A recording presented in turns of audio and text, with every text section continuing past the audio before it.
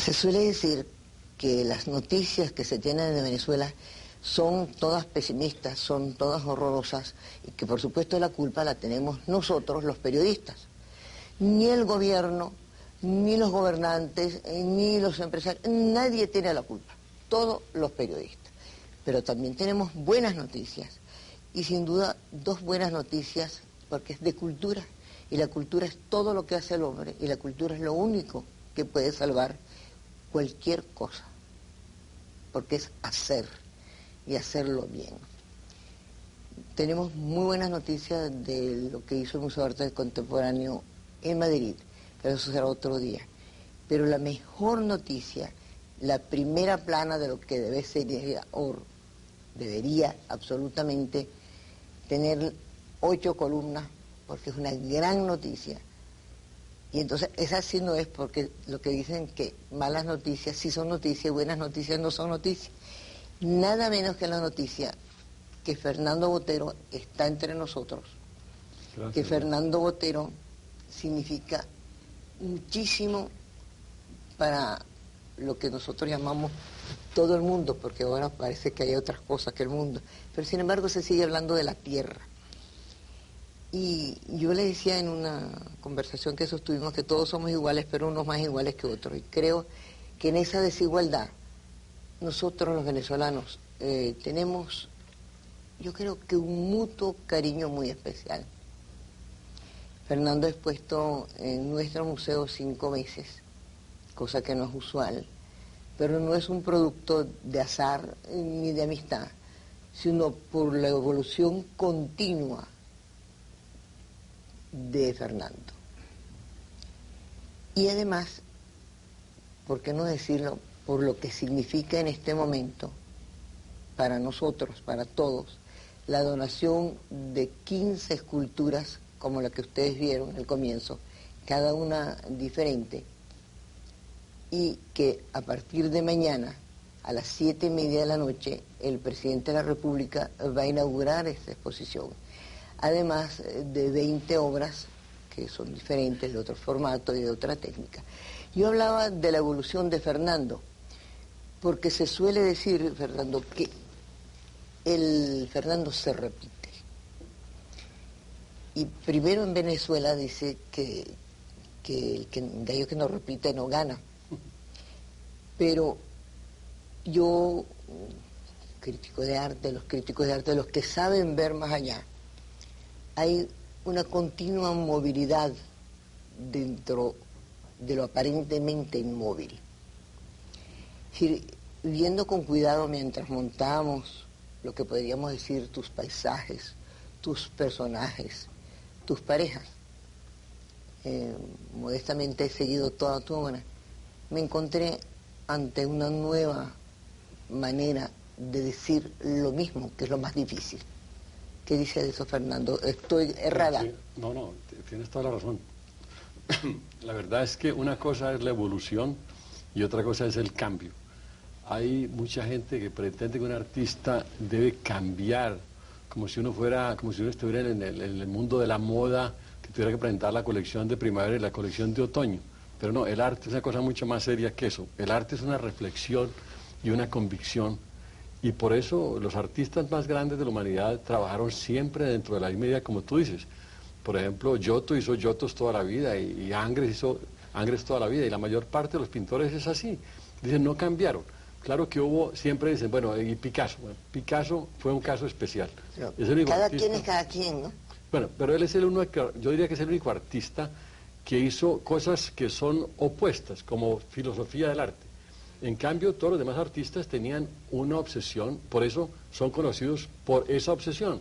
Entonces, por ejemplo, el Botticelli es conocido porque era un pintor de origen gótico, que tenía un gran énfasis sobre la línea, y cuando uno piensa en un Botticelli, piensa en alguien graciosamente estilizado. O si uno piensa en un Giotto, Giacometti, la misma cosa. entonces ¿sí? uno ya de una vez hace lo opuesto de lo tuyo. Exactamente. Pero entonces siempre, digamos, esa obsesión ha marcado el carácter de cada uno de estos artistas y son como puntos de referencia en la historia del arte. Por ejemplo, Masaccio, con su énfasis en el volumen, etcétera. Así yo podría citarte muchos casos. Pero claro, no sé, tal vez después del ejemplo de Picasso, todo el mundo pretende que un artista debe cambiar, pero es que cambiar es cambiar sus ideas, porque el arte que se produce, la obra es un resultado de una convicción, de una obsesión, no a la inversa. Es decir, uno no puede cambiar la obra sin haber cambiado las ideas, y si las ideas las cambia tan fácilmente, es que eran ideas que no eran importantes y que no eran profundas. ¿Te das cuenta? Esa es la diferencia, que hay que tener ideas profundas una cosa, para crear verdadero lógicamente, sería tonto que yo te fuera a preguntar, ¿y por qué gorda? Entonces preguntarle a Giacometti por qué tan delgada. O eso son, no te voy a preguntar esas cosas como una, sí. Inclusive en una entrevista que yo estaba viendo, que te hicimos Carlos y yo, en 1976, tú ya hablabas de esa obsesión de los volúmenes, de la no repetición. Y en cuanto al cambio de ideas, ¿tú crees que no? Has cambiado muchísimo de ideas de manera de una evolución constante.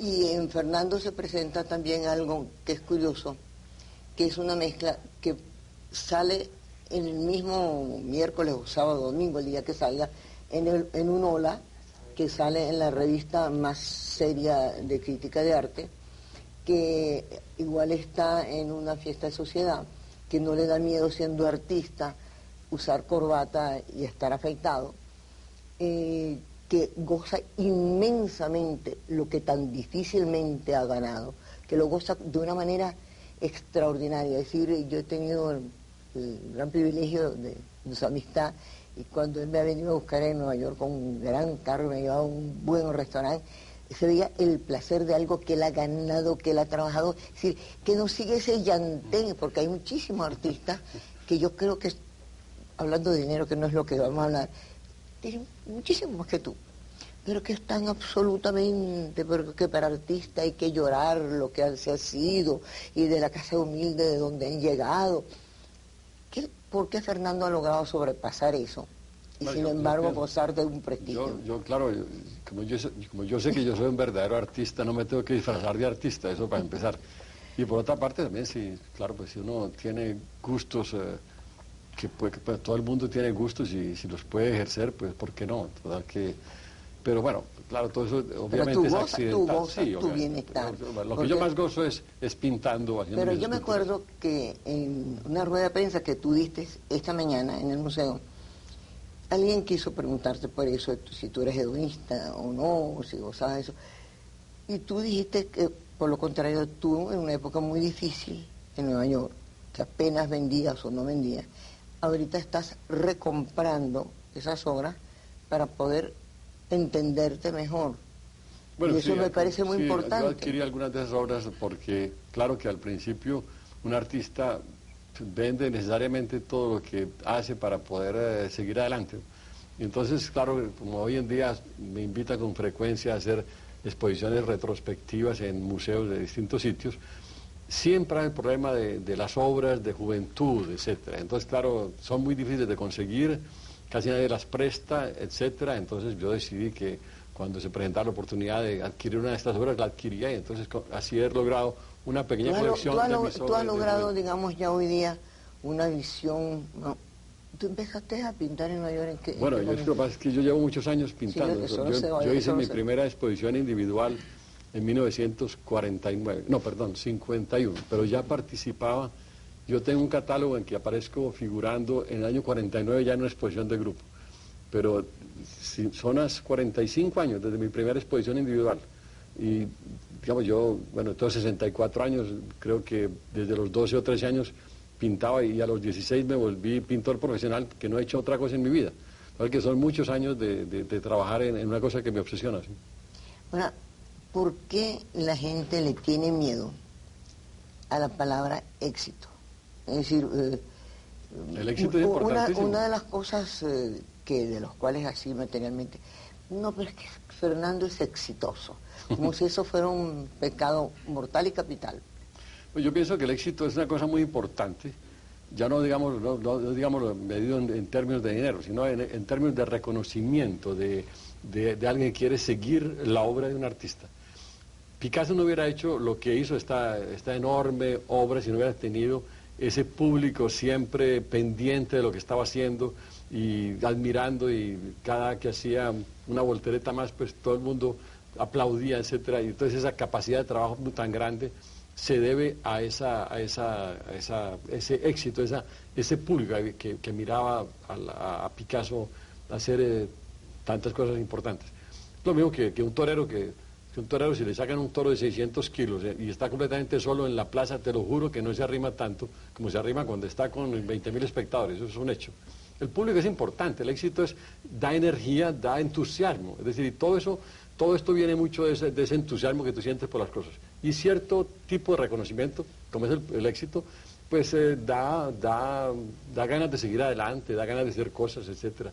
Yo sé, porque he vivido las dos cosas. Yo viví sin tener ningún reconocimiento, entonces con la sensación de trabajar en el vacío, y hoy en día que tengo cierto grado de reconocimiento, y yo sé que es mucho más fácil. Pero te agrada el reconocimiento, es decir, tú te sientes bien cuando, por ejemplo, en este estudio tú llegaste y todo el mundo tenía una hojita de papel, algo, tu firma, esa cosa. Y el que diga lo contrario está diciendo una mentira. Claro que es cierto que es agradable y es parte de sentirse que hay alguien que ama tu trabajo y eso, claro, es importante. Para un artista que está en una línea ascendente de, vamos a llamarlo éxito, yo diría, de trabajo que produce éxito, pero llega un momento, es decir, no es bueno para un artista un momento de reflexión, de depresión, de decir, ¿qué estoy haciendo? De interrogarse. Bueno, de depresión no, de reflexión sí. La reflexión a veces trae una depresión que no es mala, que yo creo que es creativa, que es positiva, de preguntarse a sí mismo, de preguntarse mucho a sí mismo. Bueno, como frente a un espejo. Reflexión. Es decir, ponerse frente a un espejo, que es lo que no miente, que es como una pantalla. Es decir, ¿qué estoy haciendo yo? ¿Por qué lo estoy haciendo? ¿Para quién lo estoy haciendo? ¿Lo debo seguir haciendo? O de repente mando todo para el nuevo y me siento a no hacer nada. Bueno, ¿Nunca te ha pasado eso? Es decir, voy a dejar de pintar. No, la verdad, yo pienso que la reflexión sí es digamos, un estado permanente que tiene un artista. Uno está como afinando un instrumento musical, uno está pensando en cómo puede ser más efectivo, uno está buscando cierto grado de excelencia, y esa reflexión sobre la excelencia del arte, sobre lo que es lo mejor, lo que son las virtudes más grandes del arte, tratando de incorporarlas a la producción que uno tiene. Esa reflexión, pues eso es una cosa, un estado permanente de un artista que está buscando hacer una obra seria. La depresión, no sé, yo no sé, francamente, yo no me deprimo por nada hoy en día, yo digo depresión en el sentido de sentir qué estoy haciendo. Es decir, yo creo que eso no sucede todo. De repente tú estás escribiendo, bueno, lo estoy haciendo y lo hago a diario, pero lo estoy haciendo bien, no lo podría hacer mejor. ¿Cómo voy a cambiar? Y podría hacerlo mejor, entonces uno le entra como una... Eso es distinto, pero digamos, sí, no, claro, pues uno siempre está pensando, primero que todo uno hace la autocrítica más fuerte, mucho la crítica más fuerte la hace el mismo artista. Tiene que ser la misma persona. Porque la verdad es que la autocrítica es lo que hace, lo que produce el deseo de producir la próxima obra. Porque uno está siempre pensando que uno en cierta forma falló en lo que hizo. Eso es lo que yo te llamo. Sí, eso, pero bueno, eso pero es de un ahí a la momento depresión, pues no. No, tú creías que más pensaba en una depresión tipo profunda, nerviosa, no. Muchos artistas lo tienen, muchos lo tienen que al interrogarse, sí, muy injustamente sienten que han podido dar más, y al lado de eso están los Rimbaud y los Kafka y los grandes angustiados. La verdad es que cuando uno empieza una obra, uno empieza con una gran ambición. Pero tú no te angustias frente a una tela blanca. Yo que he estado en tu estudio. Las telas mías son rojas, total. No, Fernando, no. Yo las pinto de rojas desde empezar. Que yo no tengo problema de la tela blanca. Bueno, las que yo he visto en tu estudio me parecieron... No, eran blancas. Yo debo ser daltoniano. Para evitar definir con el blanco y las pinto de rojo. Además, pero no sientes terror. No, yo no. No, la verdad no. Yo tengo un deseo enorme de hacer, algo. Mucho miedo. Un deseo enorme de hacer algo, siempre empiezo pensando. Y hay que hablar de la dificultad de las telas que tú tienes en este momento. Mire, yo lo estaba comparando con un cirujano plástico, o los neurólogos, es decir, allí el más mínimo fallo de de conocimiento, de técnica, se sentiría tanto. Bueno, hay una cosa buena de esta nueva serie de obras Bellísima. que es que no va a haber falsos. Eso es lo que tú me dijiste. Eso sí, francamente no va a haber porque Pero ¿cuántos falsos hay en todos los países? En todos los países. Hay una epidemia de falsos tremenda. No te equivocas. Tú bueno, nunca. yo recibo semanalmente 2 o 3 fotos de cuadros falsos. Es increíble, hay una verdadera epidemia de cuadros falsos míos. Bueno, pero de estas acuarelas sobre tela no habrá falsos, porque es complicadísimo. Es complicado porque requiere, con la tecnología uno no sabe. Con los 5 sentidos, porque hay que trabajar con, no se puede, es como la pintura al fresco un poco, que un error y ya tienes que botar la tela. Es decir, porque ahí no se puede corregir. ¿Cuántas telas has botado? Pues muchas, es decir, antes de producir la primera boté cantidades, es decir, pero siempre es así, ¿no? Dice una cosa, porque se trabaja contra reloj, para empezar, porque es una tela que está muy mojada. Es decir, en el fondo, toda esta serie nació de mi frustración de no encontrar muros para pintar al fresco. Entonces yo pinté unos frescos en Italia y después se acabaron los frescos, pues los terminé y ahora yo con una gana de pintar al fresco enorme, ¿y ahora qué hago? Entonces me tocó empezar a pintar acuarelas sobre tela que se parecen mucho a pintar al fresco. Y es la misma, los mismos colores se preparan en la misma forma, los mismos pinceles, etcétera, todo. Y la tela mojada, se trabaja en una tela fresca, está empapada la tela. Entonces, pero te seduce el fresco. Y sin duda todo lo que tú hablas del 400, cuando tú fíjate que cuando tú nombras los grandes, nombras a un Fra Angelico, a un Giotto, es decir, es tu gran seducción con esos grandes. Bueno, yo viví en Italia en esos años, bueno, yo en esos años, no, yo viví en Italia muy joven, pero esos años me encantaron, pues digamos la pintura del 400 y del 300 fue mi gran pasión y sigue siendo. Y sigue siendo, sí, porque... claro. Y para mí sigue siendo, voy a hablar de obsesiones, para mí sigue siendo obsesivo la hora. Y por eso siempre cargo 2 relojes, pero uno escondido para que no crea la manía, pero no cualquier reloj, yo cargo la excelencia, como diría Fernando. Es Omega, el comienzo y el fin. Y esta vez no tengo el mío, pero inmediatamente se lo pedí prestado a una amiga. ¿Y qué es lo que me dio? Me dio un Omega. El Omega lo puede adquirir usted a través de los cupelos, que son gente formidable.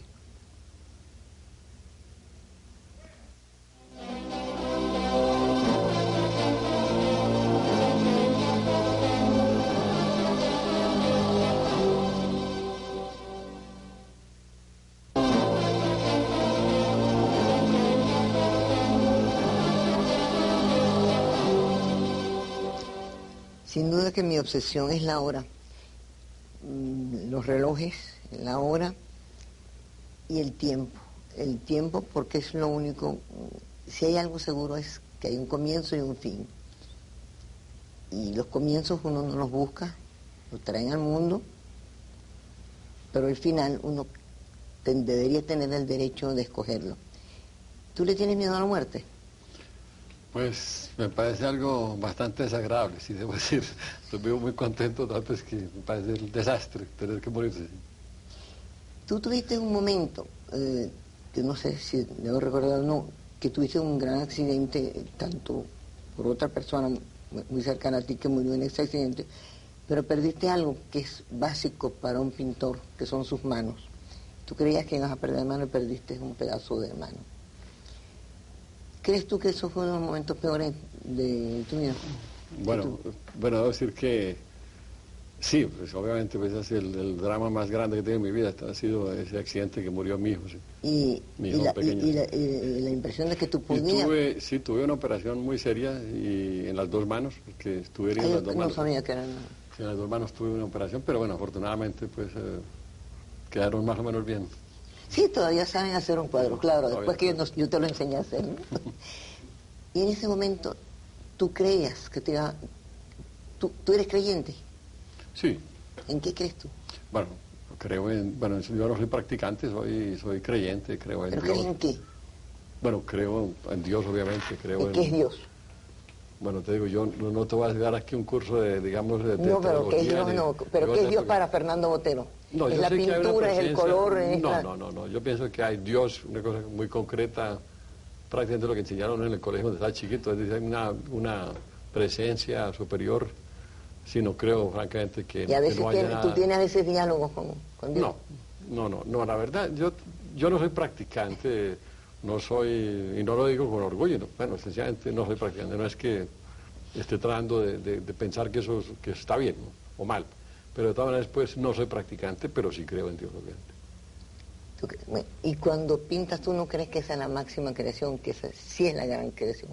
No, Que la verdad es que no, yo no me pongo a, digamos, para ser honesto, no, sería una mentira que yo dijera que yo estoy pensando en Dios cuando pinto. No me entendiste, sino que la más grande de las actividades humanas es la creatividad.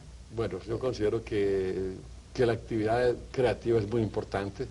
Yo no sé, yo creo que tal vez no es la más grande, no creo tal vez sea la más grande. Yo pienso que la más grande tal vez sería ser humano con los demás, ser comprensivo con los demás, ser generoso con los demás. Tal vez creo que sería la más grande virtud humana, que sería, si se ejerciera realmente, pues habría muchos menos problemas de los que hay, ¿no?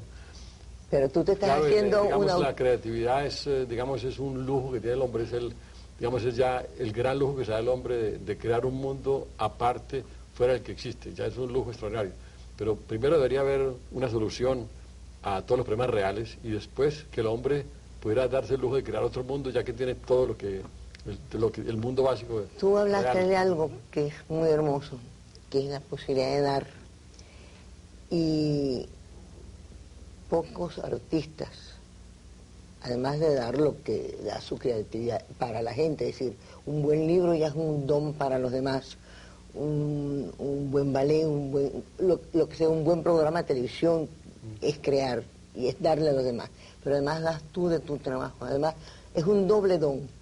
Tú lo das a través de la belleza, pero después tú lo regalas. Es decir, yo recuerdo mucho que nosotros compramos, el primer cuadro que nosotros compramos de Botero, por supuesto yo lo tuve que pedir a alguien, es una de las obras maestras de Botero, considerada por los críticos, está ahora en Madrid, es el Luis XIV, como le dije al comenzar.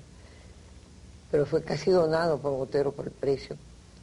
Y luego se hizo la primera exposición y una vez me llegó una carta, pero no muy académica, diciendo, oigan eso, ¿podrían ustedes aceptar o algo así? ¿Les gustaría a ustedes tener una escultura? Yo pensé, pues una escultura del gato que estoy haciendo, y a medida que yo leía la carta yo no lo creía. Y eso se ha convertido en el símbolo del museo. Primero lo estuvo en Barcelona también cuando los Juegos, pero por razones del museo yo tengo que retirarlo a veces y poner otras obras. Claro. Y me vienen reclamos de niños, de grandes. ¿Y el gato? ¿Dónde está el gato? Con tal de que el gato. Y hace como un año me llegó algo peor. Es decir, pues, a mi edad crisis cardíacas son graves. Donde me decía que había para el museo 15 esculturas, escogidas todas por Fernando, y son 15 esculturas que ustedes pueden ver a partir de mañana, pero que yo las tengo viendo hace 2 meses que ya están desembaladas, limpias, etc. ¿Por qué hiciste tú esa? ¿Por qué eres tú tan primero de todo porque yo pienso como todo el mundo, todo el mundo piensa que dar da más placer que recibir, eso es indudable, pero no, más que la verdad es que yo me sentí tan bien recibido en Venezuela siempre desde la primera exposición.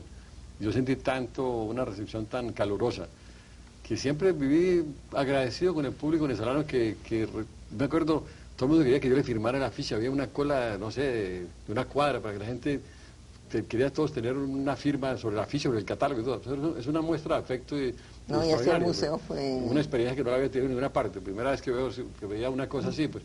No, era una multitud. Sí, fantástico. Total que, no, y después en las varias exposiciones que he hecho, como tú dijiste, son 5, es decir, siempre era cada vez más caluroso la acogida, el caluroso la acogida, etcétera.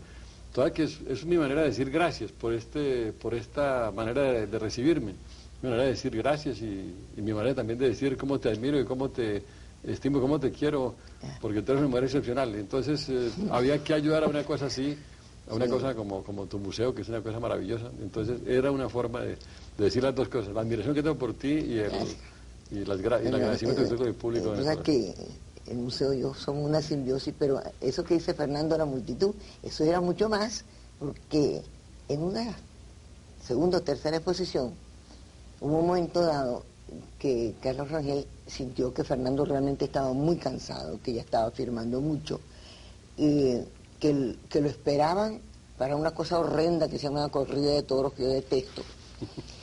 Y Carlos decía, pero hay que respetarlo, hay que salvarlo. Y entonces la multitud lo puso contra un rincón. Yo me acuerdo que entre los guardias del museo, Carlos, tuvieron que alzarte y te sacamos por la puerta de atrás, porque fue imposible. Y las colas de la gente, las colas. Sí, y yo fue decía, Dios formidable. mío, si ya te tienes que ir. Eso es una cosa que ese fenómeno es muy curioso, porque es decir, se da. Yo conocí bastante Picasso, conocí a Leger, conocí inclusive actores de cine como Gerard Philippe, que eran gente muy seria, que no eran, como no, sí había una admiración, pero una mezcla entre un pintor y tú, se establece entre el público y tú una relación muy extraña, muy fuerte. Si todo el mundo, mira, ya desde ayer que sabían que estaban los afiches listos, me estaban apartando los afiches. Y mira que en Venezuela en este momento el que compra un afiche, por más que nosotros lo hagamos lo más económico que podamos, es un esfuerzo. De manera que no es que, bueno, vamos que sirva para adornar el cuarto, no, lo hacen porque hay un inmenso amor por esa obra. Pues yo siento gran aprecio por esto. Y nosotros también tenemos este catálogo que tenía yo temor de enseñárselo a Fernando, porque en comparación con lo que él tiene como catálogo del mundo. No, debo decirte que es un precioso catálogo. Estoy muy contento. Que estás contento sobre eso, pero me gustó mucho, me lo dieron a la entrada, está el primer ejemplar. Y este catálogo que nosotros hacemos para los no videntes, que una vez más disfrutan muchísimo de su obra, porque para los ciegos nosotros les damos guantes de ese material para que la pátina no se eche a perder, no sé. Y para ellos es, por supuesto, un disfrute de lo tridimensional, es buenísima idea. Es mucho Creo que más es el grande. único museo del mundo que tiene Hasta ahora es el único. Ese interés en los no videntes. ¿Sí? Bueno, también en toda persona que esté con dificultades, y también en el sentido político, en el sentido humano. Yo creo que todo grupo pequeño, todo el que no quiere ser igual a todo el mundo, todo aquel que quiera disentir, todo aquel que debe sentirse en el museo muy bien, porque nosotros le damos toda libertad. Si no le gusta tal cosa y le preguntamos por qué le gustaría ver. Y por eso no creas que es porque eres tú, decir, la gente me pregunta, ¿cuándo viene otra exposición de Botero? Bueno, me lo pregunta, y los muchachos y todo, así que nosotros estamos muy contentos. Ahora, yo te estaba hablando de la palabra y de Dios, uno se recuerda del libro, pues. A ti te han escrito un hombre y un amigo muy grande, que es Mario Vargas Llosa, ha escrito cosas extraordinarias sobre ti, muy bueno, que comprende muy bien tu pintura. Exacto. Que va más allá de inclusive del goce del color o de la forma. Él me decía que como él ha nacido en Piura, que es el pueblo del Perú, que se parece mucho a Medellín, que es mi ciudad natal, me decía, yo entendí muy bien tu trabajo porque venimos de dos pueblos muy parecidos. Entonces, claro, el pasado mío de adolescente en Piura es como el pasado tuyo, y que nos marcó a los dos de una forma... Yo creo que son inclusive cercanos de edad. Sí, él es menor que yo. No parece. Sí parece. No, yo estaba buscando una cosa que decía muy hermosa aquí, Vargas Llosa, pero lo tengo en el otro. Pero Mario habla de ti. Pero ¿qué relación tuvo esta mañana? Yo vuelvo a la rueda de prensa porque son mis colegas, mis compañeros, que al fin y al cabo van a comunicar al otro público lo que piensa, lo que dice, lo que preguntaba. Y tú decías, bueno, yo tengo mi manera de decir las cosas y los escritores otra. Y yo creo que no, que yo creo que cuando uno tiene la comunicación, bien sea visual como la estamos haciendo en este momento, o bien por la palabra escrita o hablada, o bien por cualquier forma de ser plástica, bidimensional, tridimensional, es el mismo lenguaje, la comunicación, y eso es lo que tú estableces con la gente. Bueno, sí, pero lo que yo decía esta mañana es que en realidad la forma natural de comunicarse es a través de la palabra. Y la pintura, pues, fue un invento del hombre, pero obviamente no puede tener la efectividad que tiene alguien hablando. Es decir, uno tiene que trabajar muchísimo, pintar muchísimo para decir lo que dice un periodista en una página. Yo difiero totalmente de ti, porque una foto tremenda, es decir, sobre todo la más terrible, es decir, de un niño con hambre, o buscando la basura, una cosa, una sola foto. Sí, pero es foto, no es pintura. Pero no es palabra tampoco. Es la realidad. Y es la realidad también con la pintura. La frase que yo buscaba de Mario decía que si bien el arte puede incluir en su seno un elemento de entretenimiento, jamás puede ser exclusivamente entretenimiento, pues la base de su existencia, lo que le permite acceder a estados profundos en el alma del espectador, es su nivel de compromiso. Y nosotros escribimos en el catálogo que nos viene a la mente este señalamiento porque la obra de Botero es ante todo entretenida. Las masas deliran ante los boteros. La propia figura del artista es un motivo de sacudida y popularidad cada vez que se presenta en cualquier parte del mundo. Pero obviamente su trabajo no se mueve solamente en la esfera del entretenimiento, sino que soporta un sólido nivel de compromiso. ¿Cómo entonces relacionas tú esas ambas tendencias?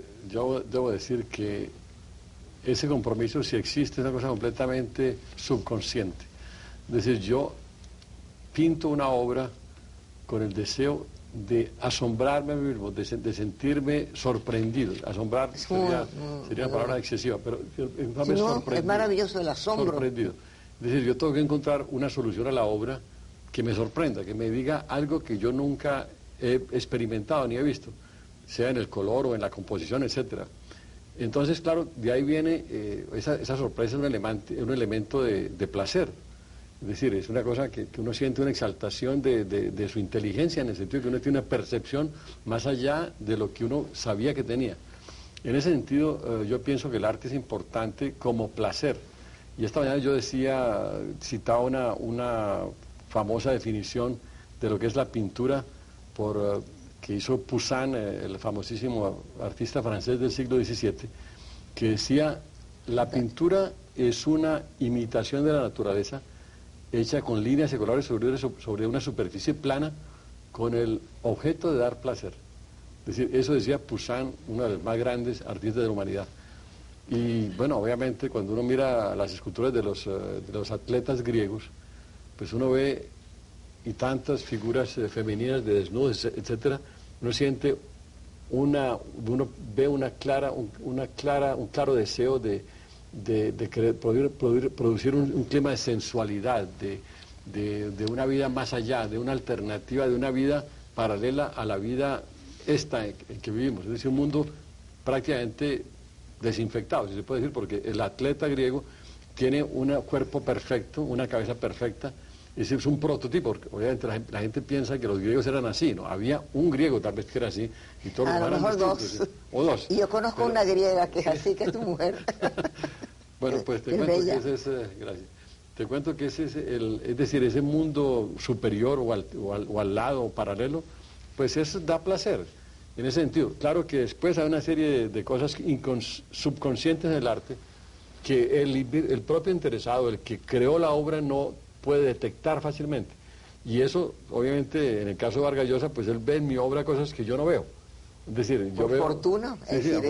Yo pienso que hay ciertos pasajes o partes de la obra del arte que deben tener cierto grado de misterio. El arte no se puede explicar totalmente. El arte se puede explicar hasta un cierto punto y después dejarlo así porque en su grado de máxima sugerencia. Fernando, yo creo que es muy grave.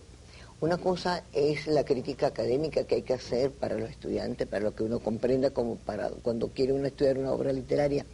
Pero cuando un pintor, y de eso vamos a hablar en la otra parte del programa, tiene que explicar su arte, o un novelista dice, es que yo quería decir, es porque no está dicho. Sí, no. Entonces eso ya no... Más hay cosas inesperadas que no tienen explicación, que dice cómo alguien pudo pensar en esto. Y eso es fascinante del arte, ese conocimiento no más allá de tu conocimiento normal. ¿Sí? A propósito de cómo no se puede pensar en algo, fíjense, Fernando estaba diciendo eso, me dice, eso era más chiquito, ¿cómo se pudo pensar en eso? Digo yo, eso no lo digo. Bueno, porque había que pensar y había que hacerlo. Y esto lo vende Arte Peter, y esto es un Motorola chiquitico, chiquitico, que cabe en un bolsillo, pero comunica, y es lo importante de la comunicación. Y la comunicación que hay, uno dice, ¿por qué uno va a Arte Peter? Bueno, porque sabe comprender al cliente. Y a la vez, esto no funcionaría si la CanTV no estuviera cada vez tratando, que no significa que lo va a componer hoy y que desde hoy tenemos teléfonos mejores, pero ustedes se han dado cuenta de los progresos que ha hecho la CanTV para que oigamos mejor, para que nos comuniquemos mejor.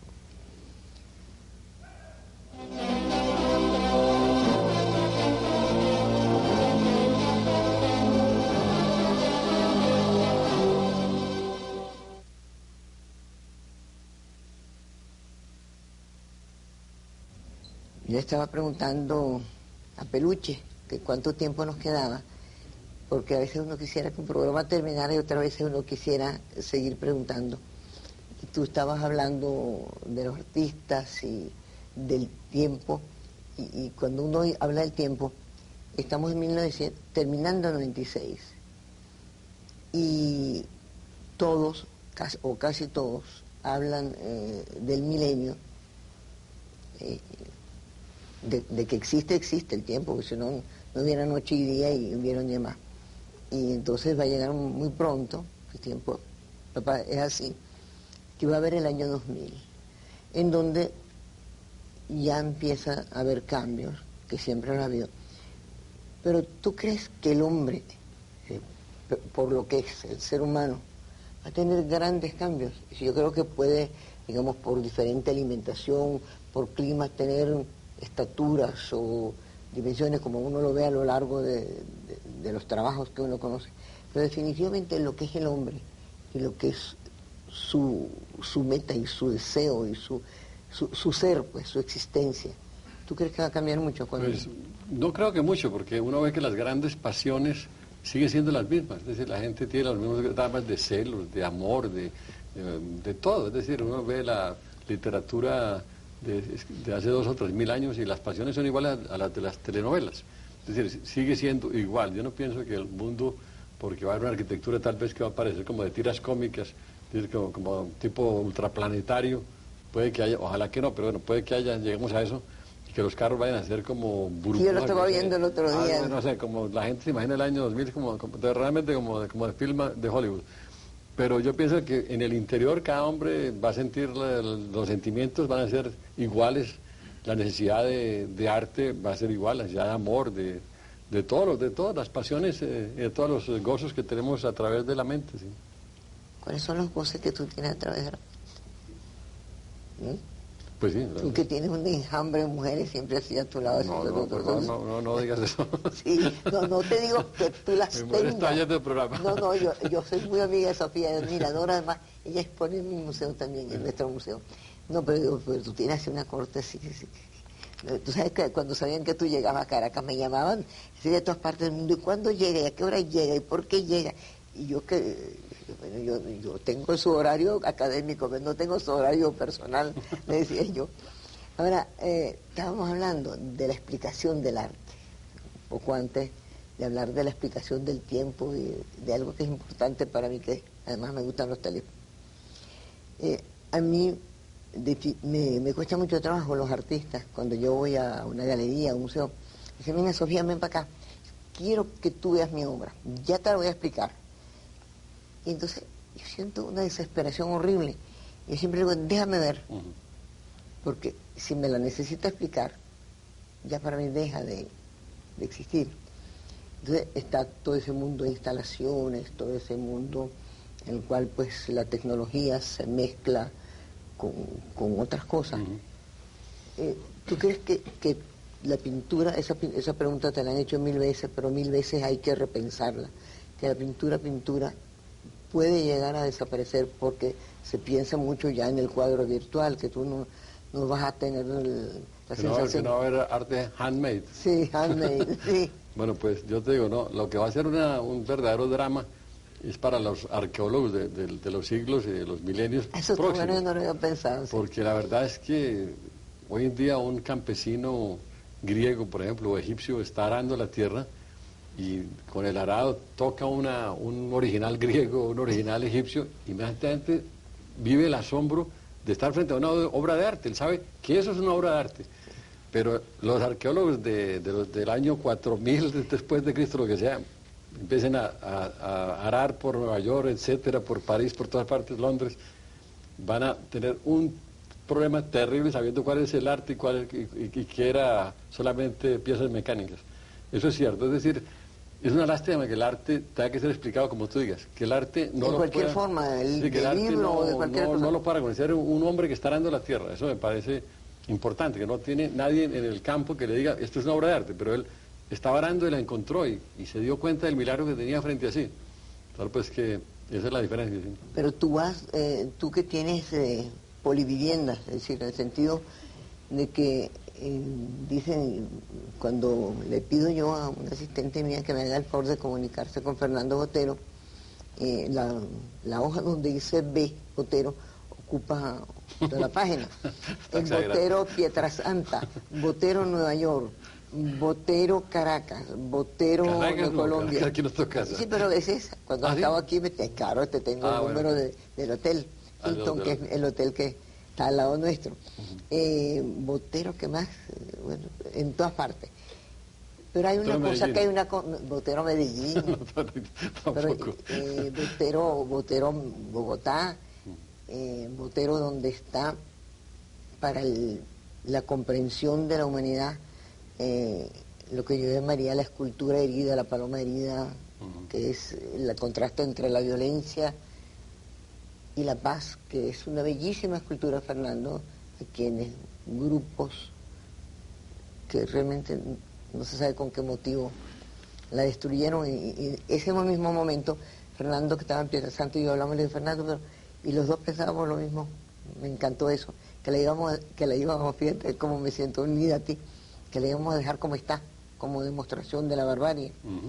Pero lo que yo te iba a hablar de tus numerosos sitios donde estás, o donde pones, que donde estés tú hay un estudio, de la constancia del trabajo, y eso es lo que yo quisiera que hablaras. Bueno, pues sí, la verdad es que pues yo no puedo ir sin trabajar porque me aburriría. No, mejor para mí trabajar es una necesidad, y no lo digo como una realmente una necesidad como comer, como respirar. Yo necesito trabajar todos los días, si no, siento que mi día es incompleto. Yo siento tal placer de trabajar, tal entusiasmo por pararme delante de un cuadro, delante de una escultura, que es decir, me sentiría frustrado de irme donde me fuera y quedarme mirando el paisaje o no sé, me pueden llevar al sitio más maravilloso y me sentiría frustrado. Total que yo donde voy trabajo. Sí, donde he ido yo siempre hay un estudio. Siempre hay un estudio. Y siempre trabajo, sí. Siempre Ahora, trabajo. Cuando tienes largo tiempo, ¿tú haces alguna vez, digamos, prediseños o no? ¿En qué sentido? En el sentido de que, por ejemplo, estás mucho tiempo, muchos días, donde de verdad no has podido tener un estudio, pero conociendo tu manera de trabajar, tú estás pensando en algo. ¿Tú tomas notas? La verdad es que yo voy siempre donde tengo un estudio, porque, bueno, si voy, por ejemplo, en este caso... No, pero estás 48 horas con nosotros, de los cuales 48 horas trabajando sí, para el museo. 48 horas, vengo a Caracas por 48 horas y trato de limitar el tiempo que vengo, así cuando hay una exposición o una cosa así, porque, bueno, primero que todo, porque si uno se dedica a viajar a las exposiciones, pues no puede trabajar, y por otra parte, porque realmente me hace falta. Total que, bueno, y sí a veces se da el caso que estoy en un hotel más de 2 o 3 días y entonces empiezo a hacer sketches o alguna cosa hago. De todas maneras si no tengo la capacidad, la oportunidad de trabajar, estoy viendo una catedral o un museo, porque de fondo es una manera también una observación profunda de una obra de arte, es una manera de pintarla o de esculpirla, es decir, uno la mira intensamente en todos los detalles y tratando de reconstruir la forma como fue creada. En el fondo uno está pintando con la mente. Yo eso lo hago, me voy a un museo y me quedo así, esta mañana pude comprobarlo, porque enseñándote la suite Volar, en la manera tuya, de pasar de un dibujo a otro, o sea, te parabas con una certeza increíble, con un ojo increíble, lo veía profundamente Trato de ver más allá de la superficie, tratando de cómo pudo surgir esta cosa. Y bueno, pues es parte del trabajo, sí. por cierto que lo digo con gran deseo de compartirlo, porque así como Fernando dice que la pintura es para placer, si uno reflexiona sobre lo que es un museo, para qué sirve un museo, si sirven los museos, todas esas cosas uno se lo tiene que preguntar. ¿Sirve un museo en un tercer mundo? ¿Sirve un museo en donde hay hambre? ¿Sirve la pintura si hay miseria? ¿Sirve la pintura o la literatura si hay violencia? No, todas esas cosas uno las ve, pero cuando yo veo la Suite Volar en Venezuela, en nuestro museo, yo les digo a ustedes que no dejen de verla, porque es una suerte inmensa de poseerla, ¿verdad? Es una maravilla, sí, es una obra maestra, Suite Volar es una cosa increíble. Pocos museos del mundo la tienen y tú la tienes completa, sí. Total, que eso, y además la tienes exhibida toda, es fantástico, es una maravilla. Yo misma, tú sabes que no lo creo, así como no creía con tu donación. ¿Tú tienes tiempo de leer o no lees? Bueno, sí, de noche leo, sí, de noche leo. Sí. Leo mucho sobre el arte y de pronto así, cuando hay un libro que todo el mundo habla, pues también leo sobre... ¿Qué leíste últimamente? Bueno, ahora estaba leyendo La vida de Bellini, estaba leyendo, lo último que estaba leyendo en Nueva York. Sí. Es que uno siempre cae en lo que... También hay un libro muy interesante que acabo de terminar también sobre Kenneth Clark, que es el gran conocedor de arte inglés y el que hizo la famosa Civilización. Sí, la serie famosa. Fantástico, que fue una obra maestra de televisión. Y leí la vida de él, que es muy interesante. Era un gran amigo de Berenson, que también es un personaje apasionante del arte.